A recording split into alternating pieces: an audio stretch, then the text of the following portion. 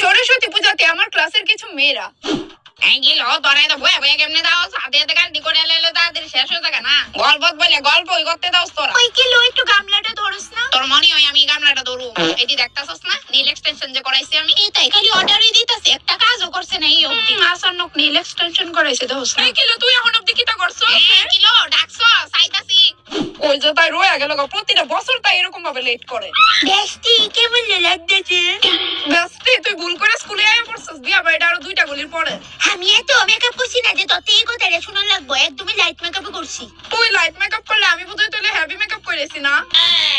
এইটা আমার মার বিয়ের বেনারসি শাড়ি। ওই ওই গামছা তোর একটা ফুলে প্রপোজ করছে। সত্যি নি কই কেডা? হেতে বলে তোর এই বাইতে নি লোক দেখা ফুলে ফিদা হয়ে